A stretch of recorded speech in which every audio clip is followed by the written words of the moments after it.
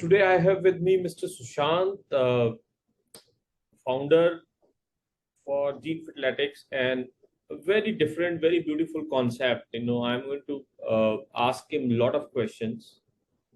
First of all, I think Sushant, I would like to ask you is why this particular name, Gene Athletics? What make you choose that kind of name? First of all, thank you for inviting me for this wonderful session in the morning. So gene fretletics is actually linked to the entire mechanism of a human body, right? If you see, we are built out of genes we get from mom and dad, right? That's part of our body, but also we get genes from a lot of organisms living on inside our body. So gene fretletics means how we can actually understanding the genetic part, the genes expression part inside our body, right? And applying, data-driven insights to provide solution to pressing health issues. That's why gene fretletics. It means genetic plus fitness plus analytics. So that's how the name goes. Yeah. Oh, so it is analytics. I was thinking of athletics. Fit, then athletics, and genes. Yeah. So thank you very much. I think that was good. And Sushant, I was pretty much impressed, when I heard about your organization. I have been following this space quite a bit, and internationally also, I know some teams are being run on the same thing, and they are getting very good funding. This is something which is really hot and emerging, and also probably the right way. And this is what we are going to discuss in the call today. Probably this is the right way, or there is some other right way, but I think we have to brainstorm and see, what fit the human health side. Yeah. So now coming back to what I have been thinking, I have been a strong genomics guy, genetics guy, and we all know, every cell we have almost 3 billion base pairs, nucleotides, and almost 30,000 genes, and almost 6 feet long DNA in every cell. So if you put length of all the cell DNA in all the cells together is somewhere around 575 billion kilometer. So major जो focus था ना, that always has been on a human genome, human DNA. Okay. Contrary to that, I think you are saying that it's not our genes, it's actually microbe who are playing a big part. So how do you justify that? Okay, so let us go back maybe 500 years back and see how it all started, right? So it was traditionally human beings have been nomads, right? And we have been wandering at various places, and usually we used to go in very small groups. So we were healthy. We never died of chronic diseases, because whatever it came our way, we ate. Like we ate roots and plants, which was very high of fiber and nitrate, which made our gut lining healthy, and we never got developed these diseases. And then three things came into being, right? Agriculture, urbanization, globalization. So when agriculture came, so our cattle become domesticated, our crops become more predictable, right?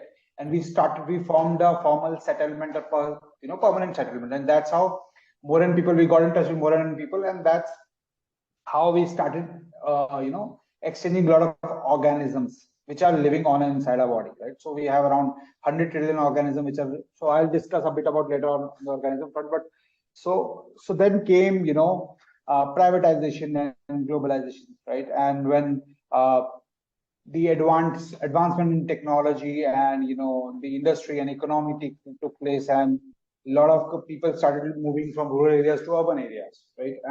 And then we started shrinking the area which is for agriculture production. So the procurement of foods went down, right? And there was an entirely environmental shift, right? And then because of this, we found it very difficult to actually get the right kind of food in the right kind of quantity, right? And then globalization came. We started traveling at different places in the world, and then we started exchanging organisms. That's where we started developing infections, right? Yeah. And then in 1674, there was a scientist, Antoine Leeuwenhoek. He told that he laid the foundation for germ theory, that all the organisms living inside our body are bad, right? Or maybe some are bad, some are good, but we don't know who are good, who are bad. So what should we do, right? And then what's a man-made disaster was there. Antibiotics and drugs was developed, right? And these drugs, we took this drug, and people were free of infections. But then they started developing chronic disease like metabolic syndrome, obesity, diabetes, right? And it had a lot to do with these bacteria and fungi and yeast and all these things living inside our body, right? So when this happened, right, there was another theory in 1989 by a British scientist which told that this hygiene theory has been bad, right? Because if you see from the child, if we are exposed to a lot of infectious microbes, our immune system develop, and we start taking care of our body, right, accordingly. So essentially 1990 was a time when your genomic sequencing came into being, right? And then we started sequencing human genome, which was very costly at that time, but still there was a lot of insights into clinical studies and trials, and a lot of R&D around which specific bacteria are there, how they are, or which specific genes are there, right? And our human genes have around 30,000 genes. But now here comes the very strange part, right? So every part of our body, head, hair, heart, eyes, has the same DNA, right? As you mentioned, there's a huge length, 75 billion length of kilometers what DNA in our body, has the same DNA, right? And so our eyes are on our mouth, our eyes doesn't come on our head, right? Eye doesn't come on our heart. So it's not about genes, it's about genes expression, right? So all the things which are there where they have to be, it's because of how those genes are expressed.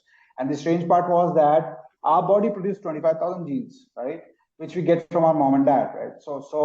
But the microbes, right, living inside our body. I'll also share how microbes come into our body, right, the entire story. So the microbes which live on inside our body, right from hair, eyes, mouth, small intestine, stomach, large intestine, skin, vagina for females, everywhere in our saliva, right? They produce around 20 million genes. Okay? So if you see by genetic expression or genes count, right, we are at best 1% human, at worst 0.1% human, right? So and these microbes, right, they actually make up 57% of our body's cells. So 57 of our cells in our body are foreign, not our own body, right? So they are the one who are taking all the decisions. So right? what you are saying right is from 57% of our body is actually other cells, other made things. By microbiome, right? So it is bacteria, fungi. So what you're trying to say is, if I am say 80 kg, so almost 45 kg is all microbes inside me. That's what you're trying to say. Yeah, you can say, and probably the weight of your microbiome. I'll just talk about the gut microbiome, which holds the majority, 40 trillion microorganisms. Their weight is much than the weight of our brain, right? And right. So they are actually everywhere. Okay. So in terms of your body's physiology, right from the way you digest food, you get nutrients, the way your brain reacts to different foods, different incidents, your hormones, how your hormones and neurotransmitters are produced, right? For instance, serotonin are happiness hormones, right? 90% of the serotonin is produced in gut, not in brain. Okay. So if you have to be happy, you have to feed them right. You have to take care of these bugs. So if you see, it's a another point here is, I'll say 2 points here. First thing is, we human beings were born around 100,000 years ago, right? But microbes, even before we were born, right, they were living in a lot of forest and plants and everywhere. So they were in this world for almost 40 billion years ago, right? So it is not we have created them; they have created us, right?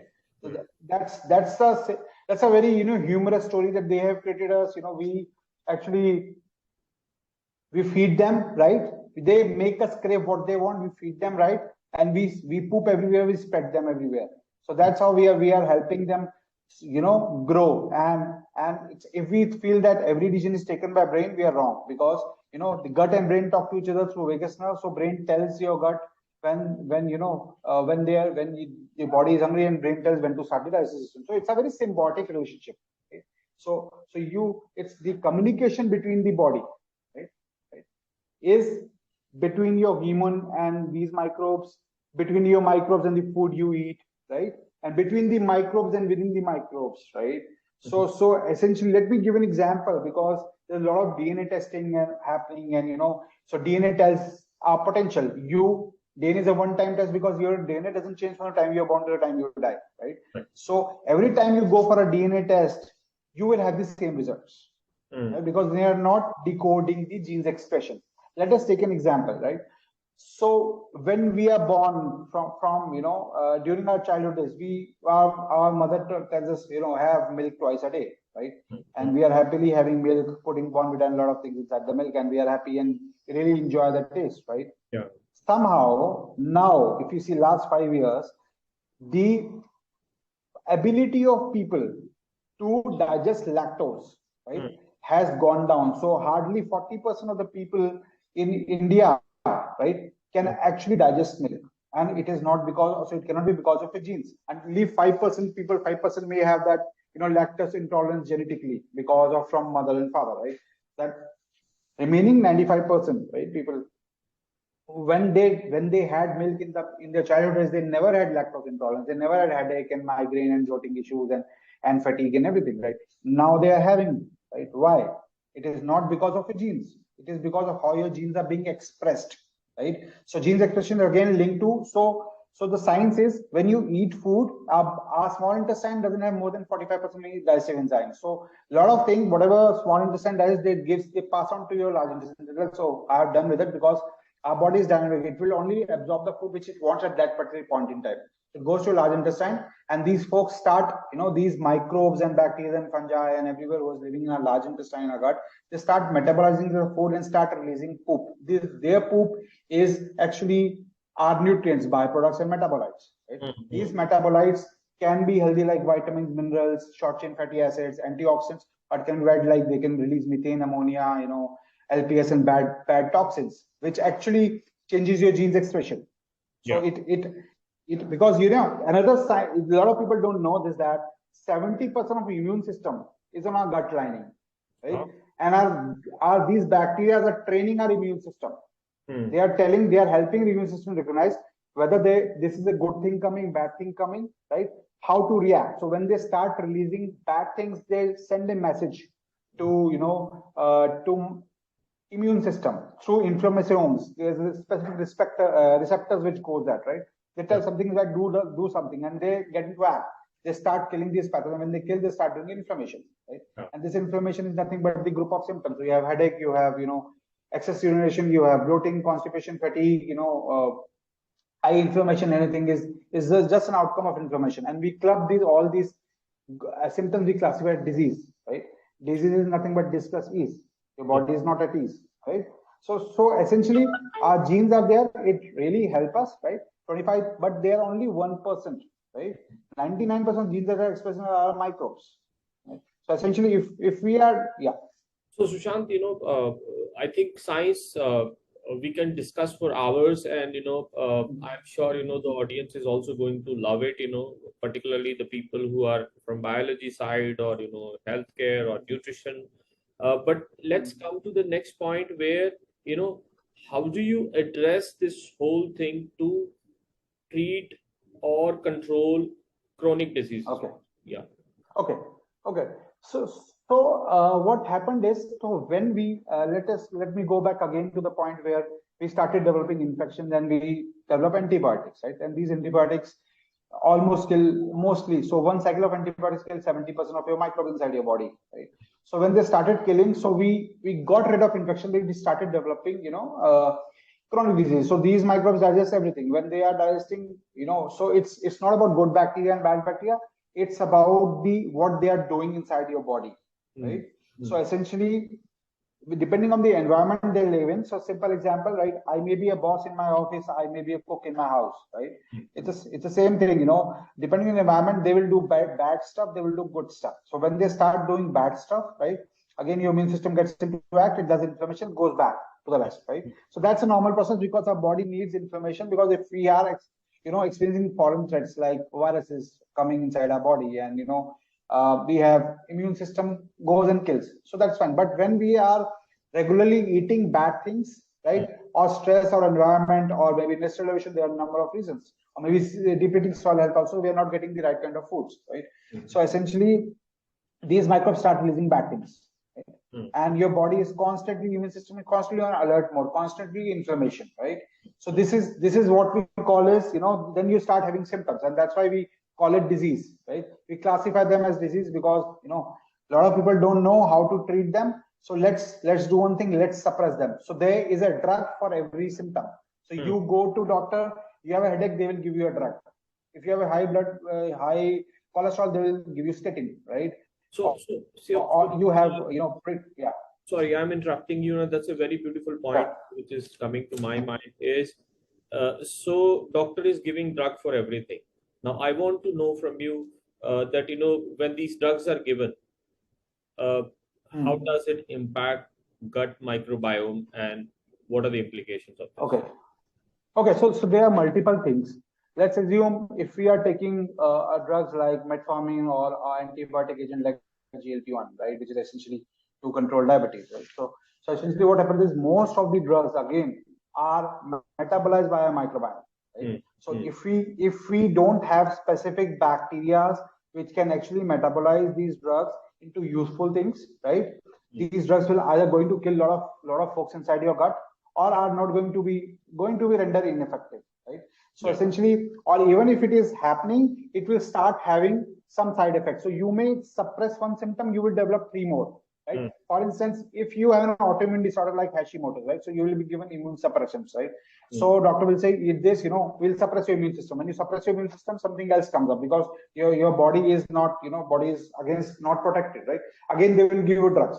So when they give you drugs, you will not have, you will start having vitamin and mineral deficiencies, right? And then they will give you more supplements. So this goes on and on, right? So essentially what we, So holding on to this thought again, for the benefit of audience. So I have seen people taking multivitamins all the time. So is it a good way? And I have seen they're doing excess, and it will, I'm sure it will impact the microbiome inside. And these are all mostly chemically derived drugs, So I am of a firm opinion that it will disbalance your microflora inside gut. So what do you so let me explain to you in detail about this. So when we talk of supplement, first thing is, why do we need supplements, right? We need supplements because we are not getting the right kind of vitamins and minerals and antioxidants from the food we are eating. So there can be numerous reasons. One can be low bioavailability of foods. For instance, magnesium bioavailability has gone down in our foods because of depleting soil health by 75%, right? Or it can be dysregulated biological machinery inside the body. Why it happens is because level of inflammation, right? So essentially, when your body is experiencing a lot of symptoms and inflammation, your body doesn't have the right kind of enzymes to digest the food, right? For instance, then probably you would be taking these supplements. Now the issue with these supplements is there are 2 major issues. One is for every category, if you need for weight loss, there's a different supplement. If for diabetes, there's a different supplement. For immune, there's a different supplement. For mitochondria, there's a different supplement, right? So essentially, if you want to address your entire body, you will end up having 500 different supplements. That's the first thing, right? And these supplements are made mass to scale. So how do you know what specific amount of supplement you require, right? Because you are taking, so if there is a capsule 500 mg of vitamin A, you are going to take that because you cannot break it down. That's how these are developed.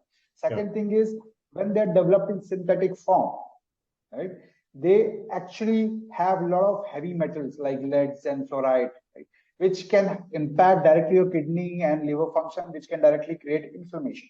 So what you need to know is why I am having a deficiency, what is the reason, and what is the quantum of deficiency, whether I am having these supplements, are these supplements are going to be rightly absorbed in my body or going to excrete to feces, right? So there are multiple factors into play. Let me give an example. So there is a very, folate.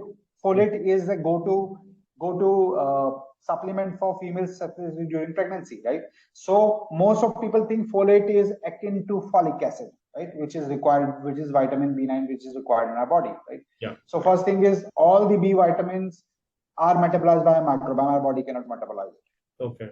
So when you are taking folate as a capsule, right, your gut is not competent to break it down and give you nutrients. So it goes to your liver, right?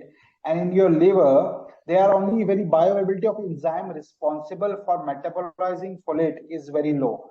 Yeah. So most of it either goes out through feces or it goes inside your body and start doing inflammation. So that's why a lot of females would be taking folate, medicines, supplements, which will not work, and they will have folate deficiency. They'll keep on taking. Similar thing for iron, So iron is one specific nutrient which is very difficult to excrete through feces. A very small part goes through it, right? And if you don't have a specific bacteria like lactobacillus fermentum inside your gut, which we generally get, if you're not probably curd, a lot of people don't know that curd is very high in lactobacillus fermentum. So if you don't have that bacteria, the iron would get stored inside your body. So it can store in your skin, start doing eczema, it can store in your hearts, you start having heart pains, chest pains, right? So essentially, and then doctor will say, okay, you have low iron, you have low hemoglobin, start taking iron supplements. So you keep on taking it, keep on storing inside your body, right? And because we had some customers, even at 60 years of age customers who had, eczema because of iron capsules. Because it got stored and they started having burning sensation and the skin pH level. So Sushant, I think very good examples which you have given by giving iron deficiency and supplement and folic acid and multivitamin. Now coming back to how the whole process works, I know you have helped a lot of patients, and you are not going and very aggressively marketing right now, but you have a handful of customers. You have been engaging with several customers and you have helped them.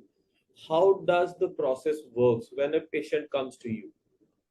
Okay, so most of our customers right now, right, have been people who are not coming from wellness, but mostly from preventative space or cure. So people who have diabetes, who have acid reflux, who have eczema, who have autism children, Parkinson's. So there are multiple customers. So essentially, what we do is, first thing is we need to understand. So before the process, what we need to understand is that when we know these microbes are doing bad and good things inside our body, so we need to understand not only who are there, right? What percentage of each bacteria, each microbe is there, but who are active, what they are doing, what they are producing. It's like functional, like you and me and talking, there have been interaction inside our body. There are a lot of biochemical signals goes in within the microbes. We need to decode that interactions at a molecular level, right? If we have bad people, right, we don't have to feed them, right? If we have good people, we have to feed more good people, right? So essentially what we do is, when we talk of sequencing, so we are taking your biological sample, which starts with your biological sample. So essentially we take your small bit of poop sample, we actually get it sequenced using next generation sequencing technology. So we get to know which specific bacteria, microbes, viruses are there inside your body, right? And blending this data with the your own phenotype data, we understand the entire gene's expression level, right? Yeah. So when we understand the entire gene's expression level, we actually can decode what specific thing is causing inflammation inside your body, right? Okay. So because same symptom can be for different diseases and different symptom can be for same disease, right? It is very unique for every individual. So not every individual has only 5% common. Right? So no two people have more than 5% of the microbiome common, right? So 95% is unique. So when we understand which specific bacteria, what they are doing, we map them with various biological functions, various biological pathways. We can see what is the activity level of each microbe, each pathway, and then determine, okay, if I'm going to suppose, if you have an oxalate metabolism, low oxalate metabolism, if I'm going to give you spinach, what is going to come out? Spinach is high in iron, vitamin D, vitamin B12, but it also have oxalate, right? So if you don't have specific bacteria like Oxalobacter formigene, right? So essentially, your body cannot neutralize this oxalic acid. It will start going your bloodstream, start hitting your, you'll start having joint pains and back pains and kidney stones, right? Yeah. So essentially, this can also be because of uric acid or because of oxalate.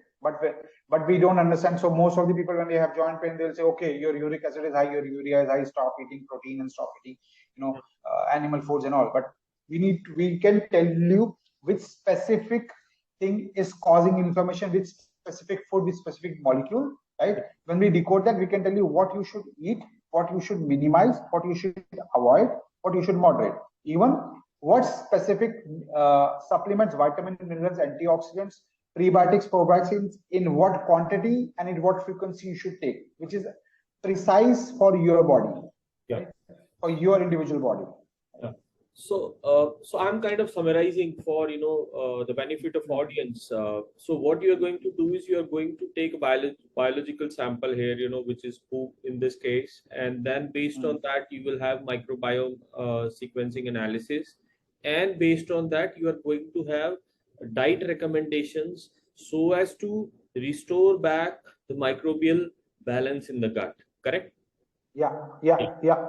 And if I understand correctly, you have product which is for normal gut microbiome. Then you have also launched a second product which is on vaginal microflora. So how would you like to talk about it? So vaginal is again a very special product for us because, see, first of all, in Asia, there is no one who is working on the vaginal microbiome front, right?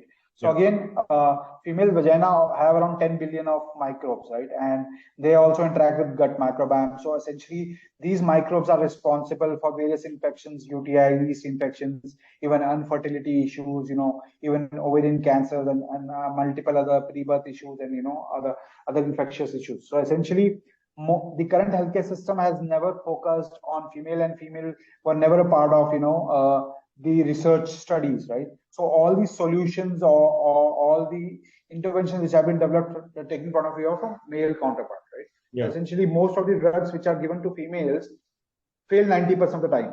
Right? Yeah. So essentially, because the healthcare practitioners have missed out studying the vital aspect, the microbiome. Yeah.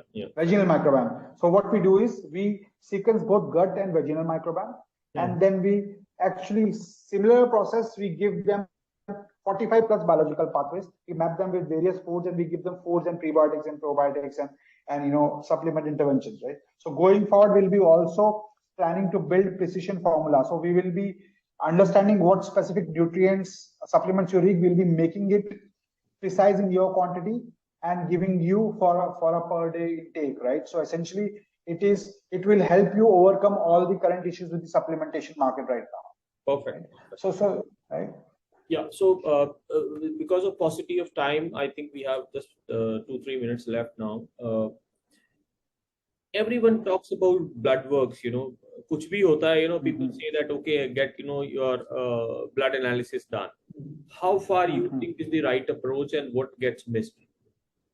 Okay, so let us compare this with a management consulting, job. What we generally do, we actually break down the problem into few parts, and we start with the underlying cause, right? And we don't start with KR. This is the result, so let's do a back of the envelope calculation.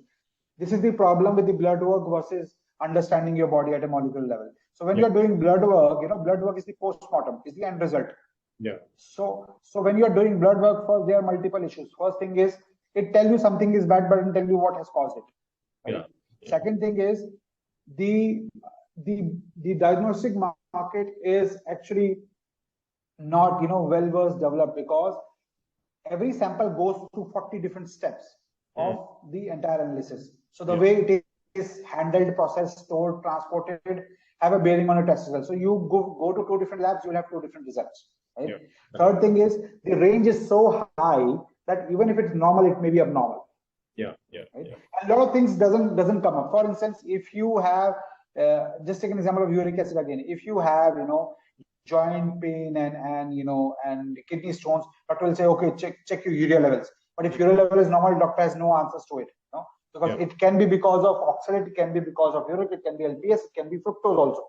Right? So there are multiple reasons. So the blood work cannot decode all this. So essentially what I would recommend everyone is, so understand their microbiome, understand what is happening at a molecular level. When you fix your microbiome, your blood work will automatically be fixed, rather than doing a back of the envelope, calculation and just. Excellent. Very good example.